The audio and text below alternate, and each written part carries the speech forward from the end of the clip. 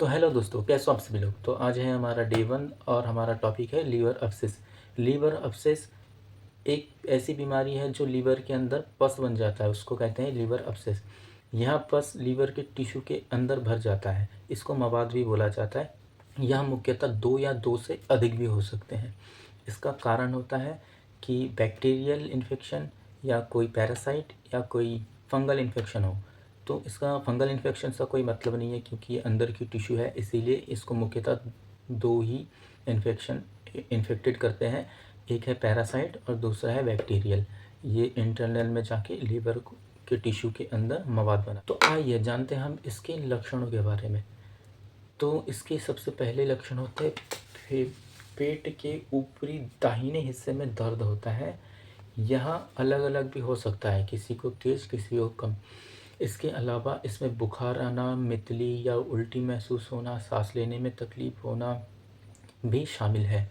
इसके साथ साथ इसमें बुखार भी आ जाता है, कभी चढ़ने लगती है, बुखार भूख नहीं लगती और कमज़ोरी महसूस होने लगती है।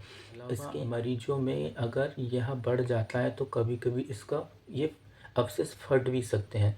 फटने से क्या होता है, ये मवाद उसके कुछ हिस्से फेफड़े में चले जाते हैं, कुछ पेट के कई आंतों में चली जाती है और मरीज ये शिकायत करते हैं कि ये था मेरे हर हिस्से में दर्द हो रहा है पेट में।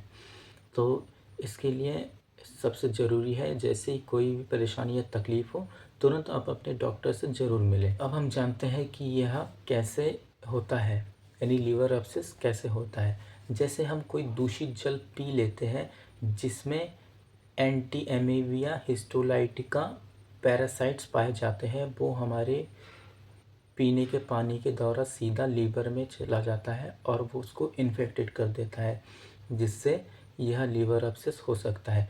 इसके अलावा जो लोग अल्कोहल यानी शराब पीते हैं, जिसकी इम्यूनिटी सुस्त होती है, उनके भी यह एब्सेस होने का आशंका अधिक होती है।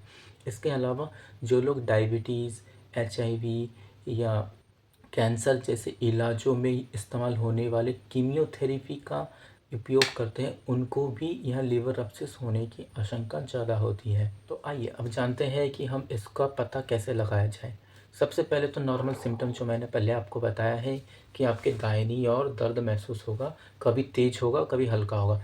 इसके अलावा आप इसको कंफर्म करने के लिए नॉर्मली आप किसी भी डायग्नोस्टिक सेंटर के में जाके या डॉक्टर के थ्रू किसी डायग्नोस्टिक सेंटर में जाके आप इसका अल्ट्रासाउंड करा सकते हैं। अगर फिर भी कोई आशंका रह जाए तो इसका सीटी स्कैन के द्वारा भी पता लगाया जा सकता है। तो अब जानते हैं हम इसके ट्रीटमेंट के बारे में। अगर आपको शुरुआत में अब्सेस का पता चल जाए, यानी छोटा ही अब्सेस है, तो इसका ट्रीटमेंट मेडिसिन के द्वारा किया जा सकता है, लेकिन यह ट्रीटमेंट सिर्फ आपका कोई अच्छा डॉक्टर ही कर सकता है।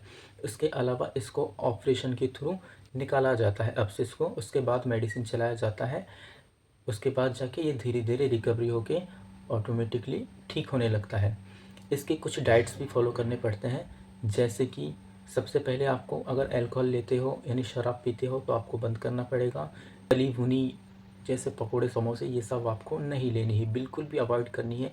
आपको जैसे बोलते हैं शुद्ध शाकाहारी वाली चीज़ें खानी है। हरी साग सब्जी जितना खाओ मना नहीं है, जितनी हरी सब्जी खाओगे उतनी जल्दी ये रिकवरी हो जाता है। तो धन्यवाद आप सबका वीडियो को लास्ट तक देखने के लिए। प्लीज़ लाइक कमेंट और सब्सक्राइब करें। और आपके मन में इसके अलावा कोई भी सवाल हो, कोई भी जिज्ञासा हो, आप कमेंट करके मेरे से पूछ सकते हो। मैं हमेशा आपके सवालों के जवाब के लिए तैयार हूँ। धन्यवाद।